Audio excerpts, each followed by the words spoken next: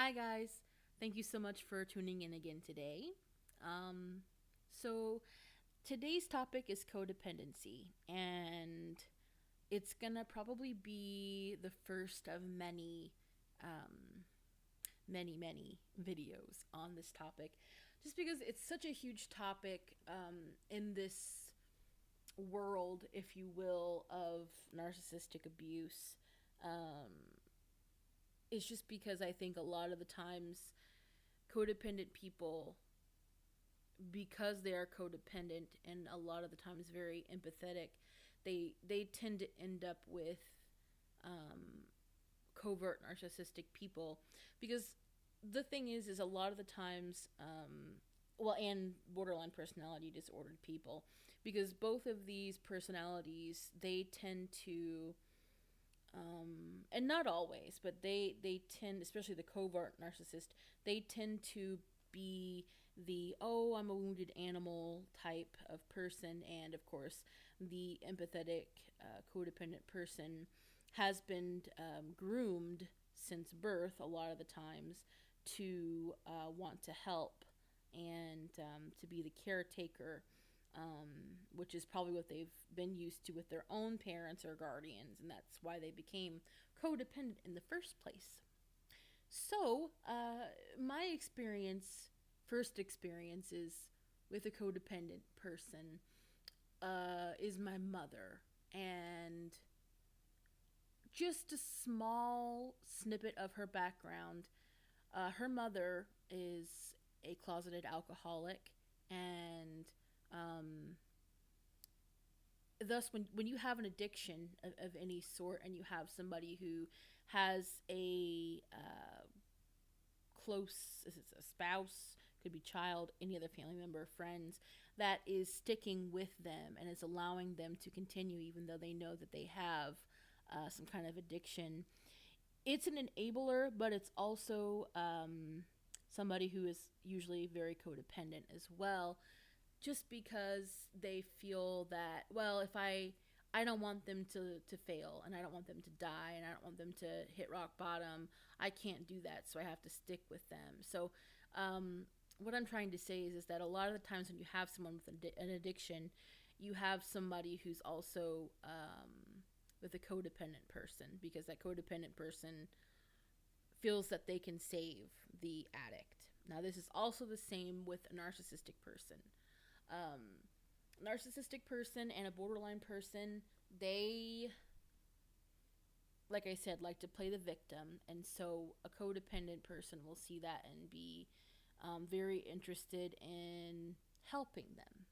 So my grandma, like I said, she's an alcoholic, so that's the first one. She's an addict. But also, I believe she's got BPD, borderline personality disorder. So those two things together are just a bag of fun. And so that leaves my grandfather, who's been married, I think, since they were maybe 18 or 19 years old, and they're in their 70s now. Um, he's very codependent and very resentful of her, and you can tell very just snarky and, you know, passive aggressive, which I believe is a trait of a lot of codependent people, which I'll talk about probably later. But that's my mother's parents, so that's her background. Um, the codependent person, they grew up with usually a pattern of conditional love and not a healthy relationship where, even if you mess up, it's okay, you can do better, whatever the case may be. I still love you, try harder. That would be a normal, healthy relationship. But a codependent person usually grows up, um, being told that they need to work harder. I'm not going to give you attention. I'm not going to do this or that for you unless you try harder, unless you do this for me or that for me. And then once you do that, I'm so happy. It's a lot of intermittent um, love and reward going on. So, even if you do well all the time, you may not get that positive feedback. And so you keep trying, and then, they'll give it to you once. And then every fifth time, you might get that love or that reward from them. So, and I think a lot of the times narcissists and BPD people, they know that. Now, I'm talking about, again, the malignant end of the spectrum, not necessarily the traits of or fleas of these personality disordered people. So please don't get me wrong there. I have a lot of notes here, so forgive me if you hear paper rustling, because I have a lot of things I want to cover, so this might be a little bit longer of a video. Um, so my mother, she has, I believe, what is called idiot optimism, and that term um, basically just means that no matter what, no matter how much she's abused, no matter how much she goes through, there are no nothing will stop her from giving chances to people that are abusing her. So my father, I've heard her say multiple times growing up, she will never give up on him, no matter what, no matter how awful he is, no matter how bad his behavior is, no matter how hard he may hit her, how terrible and nasty he may be, she'll never give up on him. And that's exactly what narcissists love. They love it. They count on that. They need that so that they know that they will have endless supply, and that's it. I mean, if you found someone like that and you are a narcissist, I mean, that's your dessert for life, apparently. Now, keep in mind, codependent people, they can be, like I said before, very passive aggressive. And so, I know myself, for instance, I would say I picked up a lot of fleas from my father, narcissistic fleas. But I do believe that a lot of codependents do this as well when they grow up with someone who's abusive like this. And so, let me explain. An example, I had a very best friend in high school who was getting married a few years later. So I was already living out of state by that time, and so was she. So she asked me to be one of her bridesmaids. I agreed. And I also suggested to her, because I'm highly codependent, that I do her makeup and all of the bridal parties' makeup from my own stash and for free. Which of course she agreed to, because she used me a lot. Um, she would oftentimes use me to vent her frustrations about other friends or her relationship with her husband now, but boyfriend at the time. Basically, any time she needed me, I was always there, but she would never really give me the time of day. If she would come into town when I was still living in our hometown, she would never make any plans to come and see me unless I begged her. And then it would be something like, oh, I only have free time at 1 o'clock in the morning if you want to go to the all-night diner so that we can see each other, which is ridiculous. It was just, I shouldn't have taken it, but I did. And I took it, and I took it, and I took it. So, being the codependent that I was, or still am, I guess. So, like I said, I'm sitting, in my own sauce, telling her that I'm gonna do her makeup and I'm gonna do everyone else's makeup for free. It's gonna be great. I'm paying for things that I can't afford, like a bridesmaid's dress and whatever else, that I should have told her, no, I can't afford to be a bridesmaid, I can't afford this and that, but I did anyway. So, you know, I couldn't afford to necessarily rent the hotel room for as long as I did, but I did because she wanted me to. So my boyfriend and I could both come from out of state to watch her get married, even though we really couldn't afford it. So we did all this. Now, I'm sitting on all of this resentment and all of this, passive aggressiveness. And the last straw, I believe, we were at her rehearsal dinner. Well, we were going to her rehearsal and then afterwards her rehearsal dinner. And so the venue that her rehearsal dinner was on this long, dark country road, and I had a really hard time finding it, even with a GPS. And she and all of her guests had found it with no problem. I mean, save a few other people that just were from out of town that were having a hard time too. When we finally did get there, we were not spoken to. We were not. No one came up to us. No one said anything. No one acknowledged us. She was off with her other more exciting friends, and just there was no place to sit, and dinner was starting soon. So I got really ticked off, and I just left. Now this is where the fleas come in, because this is something that my father would have done. I refused to help her from there on out. I refused to do her makeup or her bridal party's makeup. I refused to go to the wedding. I basically did something really horrible, and I regret it. Even though she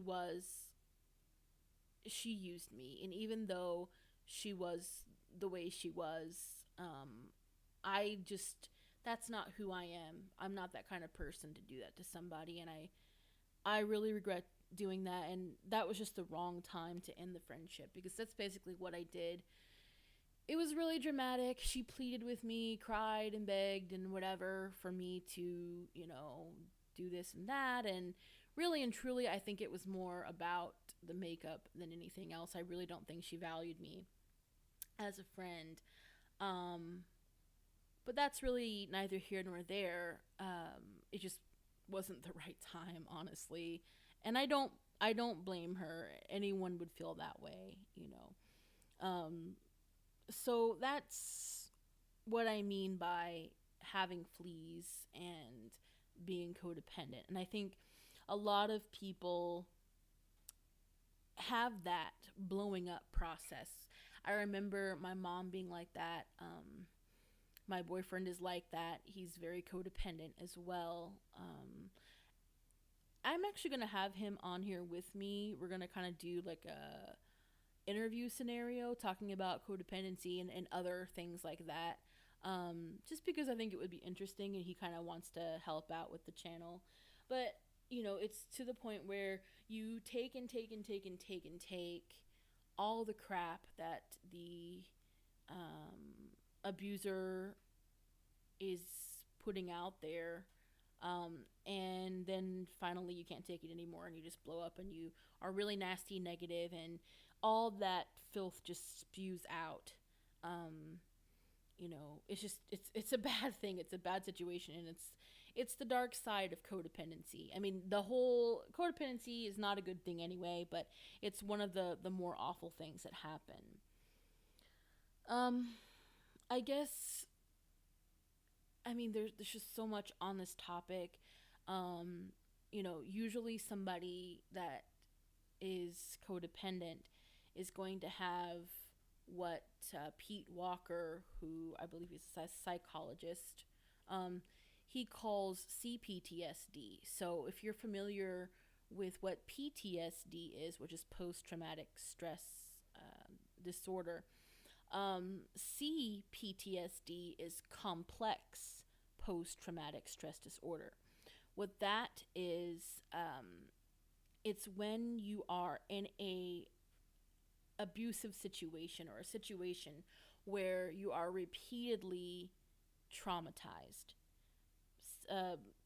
PTSD is kind of like, If you have one traumatic incident, um, like you're in a car accident or something like that, or you're in a terrorist attack or something like that, that you can get, visual, auditory,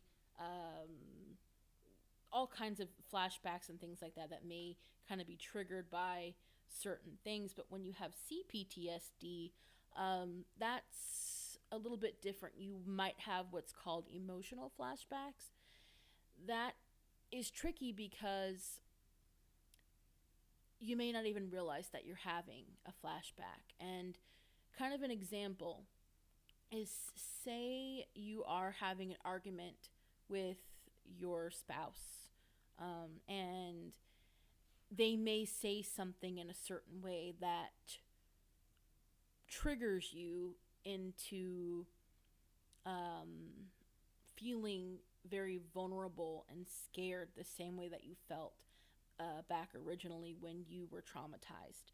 So, say they gave you a look that is similar to how your mother, who was abusive to you, used to give you a look. Or they may say a phrase, or their tone of voice, or their silence, and in anything. I mean, it could even be you had a dream and you didn't even realize it, but that puts you into an emotional flashback. There's all kinds of things, and I would definitely check out a book by Pete Walker called, oh gosh, let me take a look. I think it's CPTSD from Surviving to Thriving. But it's phenomenal, and it just kind of talks about what CPTSD is and how it relates to codependency. Usually if you're codependent and you grew up with a guardian that was abusive and it had an addiction, you probably were abused and you probably have CPTSD and don't even realize it.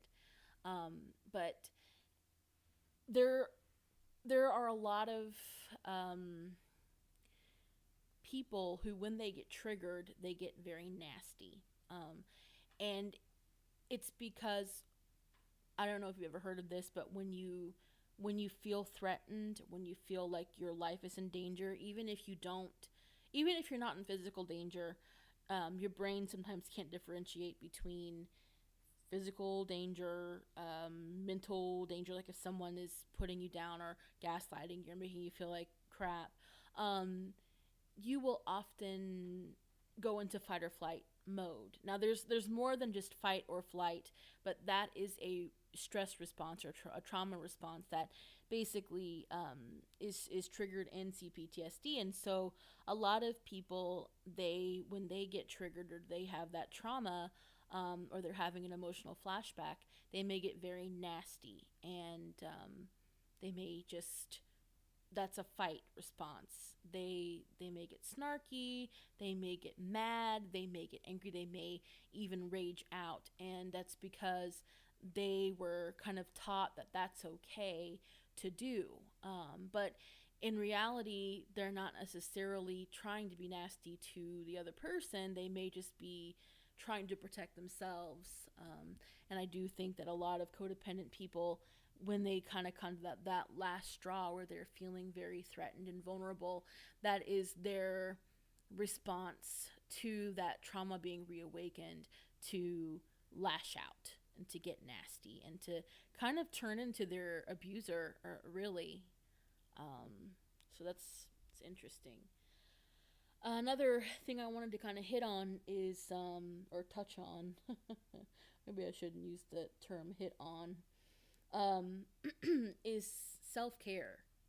I know that term is kind of like thrown around a lot, especially in this community, but I don't think anyone talks about, when you're a codependent, how traumatizing self-care can be, and how scary it can be, because I think a lot of people don't understand that when you're codependent, you're taught to never do anything for yourself, to never care for yourself, that you have, endless amount of energy for everyone else, and to take care of everyone else, but you're never to think or care about yourself, you know. And I think that it's so out of the realm of comfort for people, codependent people, to take that time to put that oxygen mask on, but for themselves before they you can help anyone else.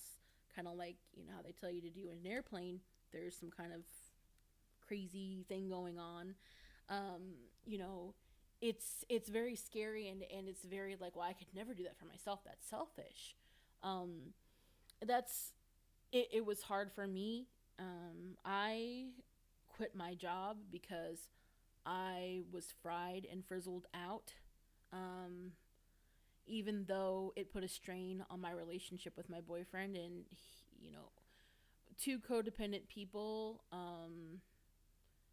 with CPTSD triggering each other, him being resentful of me at first for quitting my job because we didn't have a lot of money, and he had never had to shoulder two people on one income, and really we did it without any problem, and we make it work.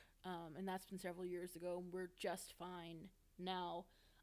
You know, but there was a lot to it, and it was scary for me because physically my health was declining, but mentally more than anything, I was just done, and I couldn't take it anymore. I was suicidal, depressed, so many things were going on, and I just needed to bite the bullet and take care of myself and focus on myself and get better. I knew that things would get worse before they got better, and they surely did. And again, I'll make a video about that experience. But, you know, it's just, you've really got to take that step, and you've really got to take care of yourself, and you've got to stop making excuses. And you've got to do what's best for you. And even if that means getting out of a toxic relationship, taking time to each day take a bath, you know, eat properly, do things that are good for you and your body. It doesn't necessarily mean going to a spa. I mean, you could do that. You could, that's a good thing. You getting massages, having, you know, just, you know, good food with good ingredients, you know, drinking water. I mean, getting out of the house. I mean, these are all things that can be self-care. It just depends on who you are. And I think it would be fun to make a video about just different ways that you could implement self-care. And if you guys have suggestions about what you do for self-care, that'd be great. Because, you know, I'm always looking for more ways of doing that. But, I mean, this topic is so huge. I don't even know where to start. So I'm hoping that this isn't too disjointed, this video. Man, there's just so much, you know, about setting boundaries and basically getting through the feeling that you're a horrible person for, you know, setting those boundaries with people. I think that's the main thing, is getting over the guilt and the shame of admitting that you need help, or admitting that you can't do everything, or that you can't help everyone, even if you feel like you want to or that you can. It's like, you're not a superhero, and you really need to take care of yourself first. And if someone wants the help, they'll get the help themselves.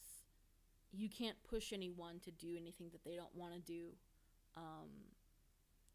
And I had to tell myself that a lot, because I've had friends, and I still have friends, that are in situations that I don't agree with, or that I see as toxic, but I have to keep myself healthy, and I have to kind of put a boundary up and say, okay, you know, that's their life, this is my life. I can only suggest things. And this is even with my own relationship with my boyfriend. we're both on our own personal healing journeys from our childhoods, and we both have our own things we need to work on. I mean, we can collaborate and things like that, but when it really comes down to it, it's up to him to fix himself and it's up to me to fix myself. So I guess that's maybe I'll end the video here. Again, this is really long. I'm not gonna apologize for that. I think I hit on some good topics today, but um, leave a comment below if you have any other suggestions. Like I said, for self care, maybe ways that you kind of have hit like rock bottom with your codependency. If you find that you have fleas from your abuser that kind of come out when you kind of have had it, or are you like a freeze type, where you freeze up and can't say anything and disassociate? Are you avoidant? I mean, there's so many traumatic responses, or trauma responses, sorry, that people have. So I'm kind of interested to know what you do when something like that happens, or when you get triggered with that. Have you heard of CPTSD before? If so, how are you dealing with it? What do you do to kind of get yourself, out of that flashback? I'm just real curious. So thanks again for watching, and hopefully I'll have more updates soon.